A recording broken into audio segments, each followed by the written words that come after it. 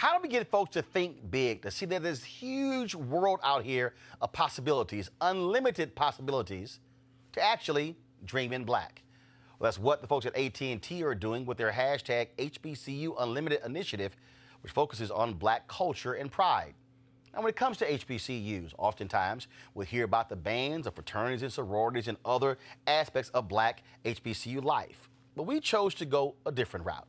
We wanted to focus on HBCU professors who are doing innovative work and expanding the horizons of their students. I teach at Bowie State University Intro to Biology for majors and non-majors, General Genetics for majors, Heredity for majors and non-majors, and freshman and senior seminars. My research is around aging and skeletal muscle. I am by trade a human geneticist, but my research is aging skeletal muscle, and then I mentor students because I want them to be better than I was and to have a role plan and not have to make the same mistakes. All right, so when you say aging, so what is your focus? What are you trying to do with your research? So as you get older, you lose muscle mass and strength. So I want them to live longer, healthier lives. So I want to increase health span, not just lifespan. So that means, well, actually around the age of 30, aging of your skeletal muscle takes place. But it's not until 50 to 70 that you actually see the results of it. So I want to extend that period so that people aren't actually experiencing sarcopenia, which is the aging of skeletal muscle, till their 70s or 80s, so that they'll have healthier years and not just longer, unhealthy years. So when you say you begin to see it at 50, okay, so I turned 50 2 weeks ago. Okay. So what are you looking for? What are you looking? Your muscle mass is going to be smaller. So if I looked at your muscles under a microscope, your cells start to shrink. Okay. And then they start to get weaker. And that's what you look for. Some folks, they jump on the treadmill, they jump on the elliptical, or is it a matter of, no, you should be lifting weights? So the jury is out on that one, but just keep moving. All of the above, whatever you're comfortable with, whatever you're willing to do as you get older, I would say do it. You're going to lose the muscle mass. It's a matter of slowing down how much you're going to lose as you get older. So even elite athletes and people who've trained for years still experience sarcopenia, but it's going to be at a lower rate than someone who doesn't do that, who's not an elite athlete. Yeah. Okay. Where did you decide to say, this is what I want to do? Like what, I mean, so like you were sitting around as a child going, you know what, that's an old person, and look how, you know, they can barely lift things up. You know what, I'm going to try to figure out how to ensure they have more muscle at 68. It just happened. So as a child, I wanted to be a pediatrician. Okay. But once I got into school and I realized medicine or science, I went the science route. I loved research. And I was applying to grad school because I wanted to grow organs to be able to transplant them into people who needed them. But once I got to Johns Hopkins and I rotated in labs, so I've seen some of the stem cell labs and I wasn't so fond of them. And then I met a skeletal muscle biologist and I liked him as a person, and then I liked the research. So at the time we started with Duchenne's muscular dystrophy. And it was cool, and then he got offered some money to look at skeletal muscle aging. So I looked at skeletal muscle aging because my project wasn't working. And that's when I fell in love with aging. And so when you so for you, I mean, being a black woman, I mean, you're looking at the possibilities. You're dreaming about those possibilities, and so that has to be exciting to sit there and go, ooh, that worked. Okay, now we got to figure out, can that work somewhere else, and then break this whole thing apart. So this is sort of like a constant puzzle. It is. It is. But that's the joy of science. Like, we don't even know everything that we don't know. So there's always going to be something new to discover, something new to investigate. And I think that's why it helps that I came back to HBCU to hopefully train other young black scientists to go out into the field and study new things. And it also because there's not a lot of scientists who study diseases that affect African Americans or even have African Americans as subjects to see things that ails us. So if we can motivate the younger generation, maybe we'll see changes in that. Is it important for you to get your students to, again, to think beyond even what they know and to understand, is to dream bigger and say, look, this is possible for you to do this, for you to be a scientist, for you to discover new things, for you to discover new treatments, and not just somehow think that it's reserved for somebody who doesn't look like you. That's exactly why I'm here. So I came back to HBCU so I would be an example for them. I was a first generation college student. I didn't know how to navigate. I didn't know what I didn't know. And in fact, I almost didn't go to school because I couldn't find a cosigner. So it's like to be here and have my story as an example for them, something tangible that they can obtain to be, does drive me. Today's generation aren't necessarily as inquisitive as we were. So they have to even know where to look for it or know that it exists. And I think it starts by professionals and other people going back into those communities, showing the people that there are more than you can do than sports and medicine. So I think it starts with us. For more information, go to www.att.com/dream-in-black.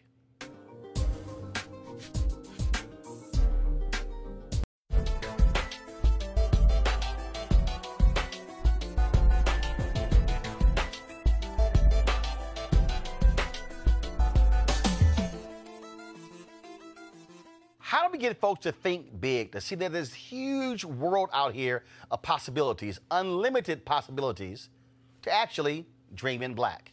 Well, that's what the folks at AT&T are doing with their hashtag HBCU Unlimited initiative, which focuses on black culture and pride. And when it comes to HBCUs, oftentimes we'll hear about the bands of fraternities and sororities and other aspects of black HBCU life. But we chose to go a different route. We wanted to focus on HBCU professors who are doing innovative work and expanding the horizons of their students. How are you preparing students for a different world we're living in? This is not, I mean, we're seeing church membership on the decline, people actually watching online. And so how are you getting students today to understand that it's a whole different world than probably the world they grew up in going to church? What we're doing is we're really training the next generation of religious and faith leaders, not only for congregations but also for communities. We recognize that not everyone coming to seminary may find themselves within a congregation, but there are individuals who come to seminary who want to go out in different walks and different paths in their ministry. We provide that type of education that translates not only across churches but across broader swaths of society. And that is deep built into what this institution is. How are you making sure these students are thinking as broad as possible so they can understand all the possibilities, as opposed to, oh, church, this is the only one pulpit, allowed. this is the only way you do it? So what we do at the Proctor School is make sure that we pair up our students with dynamic and diverse ministry partners that are not only in churches but also throughout all sectors of society. You can find our seminarians at Richmond Hill right here in Richmond, Virginia, a center that's dedicated to bringing peace to the city. You can find our seminarians in schools, in public schools. You can find our seminarians here on campus integrating their knowledge with undergraduate students here in various venues. So we understand that ministry is dynamic, it is diverse in the 21st century. We're preparing those students to continue to go out in a diverse environment because we know that church just doesn't occur at 11 o'clock on Sunday mornings. How would you think black, dream black, and preach black? We are a seminary that understands that the worth, value, and dignity of our humanity is deeply imbricated with how we are as a people, as a black people. That blackness imbues itself not just in the color of our skin, but in the ways in which we understand and cognate God in the world, the same God that has continued God's journey with us across these centuries to ensure that we are still fighting for freedom and justice in the world, and the same God who affirms our dignity and the variety and depth and diversity of our black culture and our black humanity. That's the beautiful thing about the Proctor School. It doesn't see anything, it doesn't see blackness as pathological. It doesn't see blackness as something that's antithetical. It doesn't see blackness as something that is just marginal. It is who we are. When we look at the image of God, when we talk about the Imago Dei, when we are made in the image of God, God made us in God's image. And our blackness, our culture, our heritage, and our history is part and parcel of that divine gift of who we are as a people. So your district name is one of the seminaries changing the world. What does that mean, and how does it feel being recognized as one of those critically important seminaries? I think it affirms what we're doing as our mission. It affirms what we've done since the founding of this institution in 1865 and the founding of the seminary, formerly as the Graduate School of Religion in 1941. It affirms the vision that we have of providing a prophetic message and prophetic leaders dedicated to going out into the world to transforming the world. It also affirms that we've built an infrastructure, that our curriculum, the ways in which we offer scholarships to our students, the ways in which we offer co-curricular activities. We take students to Africa each and every year to ensure they're connecting with the continent and also connecting with our diasporic brothers and sisters in the Americas. It also means that we are designed and engineered for innovation to continue to deliver a transformative message grounded in the liberating gospel that is the gospel of Jesus. So what it does do is it affirms us institutionally, it affirms us holistically, and it affirms a vision of a seminary dedicated to going out and living out the message of the gospel in the world in a way that is unapologetic, in a way that is contemporary, a way that is affirmative of Black people, Black history, and Black culture, and in a way that welcomes everyone to not only this seminary, but everyone to a transformed world where we're all valued for who we are, not in spite of our differences, but because of our differences, because God creates creation in all of its diversity and all of its humanity. For more information on the AT&T HBCU Unlimited initiative, please go to att.com/dream-in-black.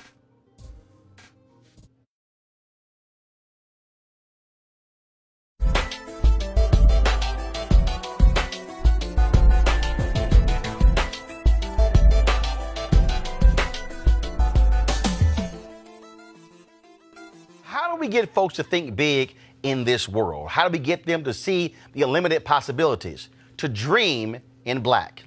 Well, that's what AT&T is doing with HBCU Unlimited, this initiative which focuses on Black culture and pride.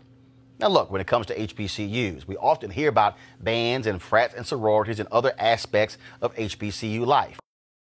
But we chose to be different this time. We wanted to focus on HBCU professors and the innovative work they're doing to expand the horizons of their students.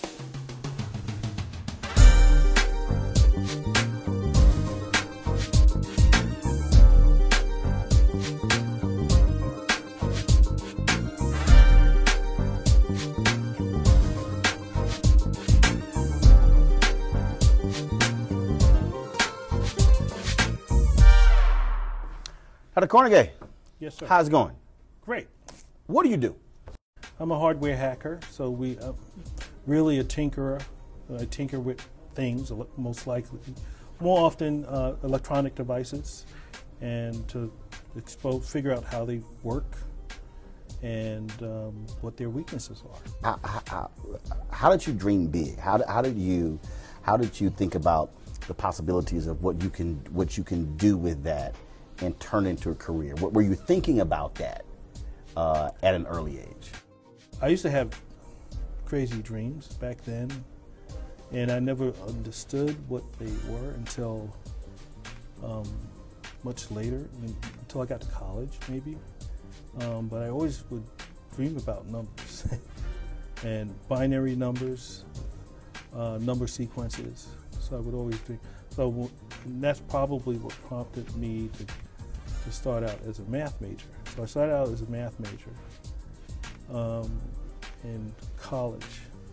And then my sophomore year, my math professor pulled me aside and said, well, what are you going to do for the summer? And I said, well, I don't know. So she said, well, here's two opportunities. And so she said, oh, you can go to Prudential. The other option was to go to Bell Laboratories and to do some engineering stuff. I said, cool, I've never done that. What is engineering? So it was officially called engineering, but for you growing up, it was called tinkering. Yes, yes, yes. And so you go to Bell Laboratory? Yes, I did. I went to AT&T Bell Laboratories. What was it about it that sort of just blew you away? That caused you to say, oh man, there are no limits here. That I could this thing could go anywhere. It was a number of things. It was the place, the energy of the place, the innovation. This is a place where creativity, your ideas come to life. And they created this environment, and they had tremendous resources, and you had all these brilliant people, especially people that looked like me, who were engineers. Upon graduation, I moved back east, went to work for IBM, T.J. Watson Research Center. I was one of the 3,000. I was only 4 African-American research staff members. Talk about why it's important for us to encourage not just young folks, but just encourage people to dream big. If you don't dream, you will never fulfill your destiny. But you have to see yourself, and you have to project it, and you have to speak it into existence. But first, it starts with the visualization. Mm-hmm. Is it important for you and what you're doing to get students to understand that they have to think bigger, broader, not in once exposed that they may have thought their future as an HBCU student was this, and really what you're seeing is no, it's oh yes, well it's you can actually box it. The next Mark Zuckerberg is going to come from Morgan State University from this lab. This is someone who's going to think big and have some sort of lead, come up with this innovation that will lead to the next social media craze. So I think I'm always encouraging them to think big and to go beyond. And I give them a lot of latitude, but I expose them to the different aspects of our business, the academic. They do internships so that they, they're pulling their own red wagon, but ultimately I do have some that have that entrepreneurial spirit. So I encourage them, I put them in opportunities where they can flourish and grow, and then introduce them to the right kind of people, because we need that. For more information, go to www.att.com/Dream in Black.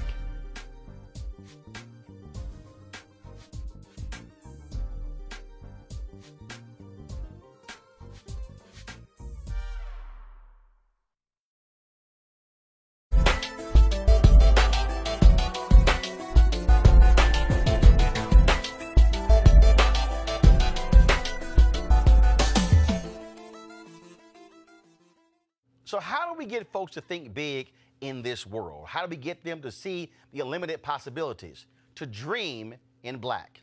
Well, that's what AT&T is doing with HBCU Unlimited, this initiative which focuses on black culture and pride. Now look, when it comes to HBCUs, we often hear about bands and frats and sororities and other aspects of HBCU life. But we chose to be different this time. We wanted to focus on HBCU professors and the innovative work they're doing to expand the horizons of their students. All right, Dr. Gathinji, so this is your 3rd HBCU, and there are a lot of people who, if you say farming, oh my goodness, they thinking you got to have tons of acres, but it's an increasing number of people who are focused on urban agriculture. So explain what urban agriculture means. Urban agriculture is any kind of agriculture growing of fruits, vegetables that happens within the city environment. Okay. There's nothing different other than the locality. So that's what we call urban agriculture. And so what we're seeing is obviously with food deserts, but also people who want to grow their own stuff, we're seeing an increase of folks who are doing this, who are focused on urban agriculture. Yes, with the population increasing in the city metropolitan, there's a need to feed those people to address the challenges of food desert. Here we show a demonstration of what you can do with more acreages. What you see on my left side here are called the raised bed gardens. We use intensive way of gardening, put some good soil with rich compost, and it can produce tons and tons of vegetables. What kind of stuff could somebody grow if you're living in an inner city and you want to create your own urban garden, your own urban farm? You can grow all kinds of vegetables. As you can see with this demonstration, you can grow kale, collard, mustard green, carrots, onions. It's pretty much anything that you can grow. And as you can see here, this fall crop, winter garden. You can actually come back and grow the summer vegetables. You can grow tomatoes, lettuce, zucchini, and name it. And so, again, when we think about really what you're talking about, really you have unlimited possibilities in terms of what you want to be able to do. Yes, sir. Because in the thought process before was, oh my goodness, I'm living in the city, I'm living in the inner city, I got concrete all around me, there's no way I can do this. But we're now seeing a growing number of people who are focused on this, and a growing number of African Americans who are doing it. Yeah, yes, sir. Yeah, and again, we mentioned about the food desert. Those are places that people don't have good access to fresh vegetables. So you can actually solve the problem by having backyard gardens, front yard gardens, patio gardens over there. I'm sure you've had students at some of these HBCUs, and when you said, hey, let's talk about urban agriculture, they said, man, I am not trying to be out there in the fields farming. Yes. And so how have you gotten them to dream bigger, to think bigger, and not have a limited view of agriculture as somehow it's just being on some big wide open farm somewhere on a tractor? Okay, we want those students to come over here. First of all, learning how to do it is the first step. If you come here and you see actually the possibility that we have here, we are telling them you don't have to have tons of acreage of farm to do gardening, to do farming. You can actually do it in a small acreage situation. So you fully expect us over the next 5 to 10 years to see a boom of urban agriculture? Yeah, it's growing, and we also teach a class for students and other people from the community, Sustainable Urban Ag Certificate Program, and the numbers have been growing over years. So they come over here, they do the hands-on, they do some intensive classes, they participate over here. We send them to go work with other gardeners and farmers out there, and the numbers are still growing. Okay. For more information, go to www.att.com/dream-in-black. You want to support Roland Martin Unfiltered? Be sure to join our Bring the Funk fan club. Every dollar that you give to us supports our daily digital show. There's only one daily digital show out here that keeps it black and keep it real as Roland Martin Unfiltered. Support the Roland Martin Unfiltered daily digital show by going to RolandMartinUnfiltered.com. Our goal is to get 20,000 of our fans contributing $50 each for the whole year. You can make this possible. RolandMartinUnfiltered.com. There's only one daily digital show out here that keeps it black and keep it real as Roland Martin Unfiltered. Because guess what? We come back live January 3rd. The blackest show on all of digital, cable, and broadcast. See that name right there?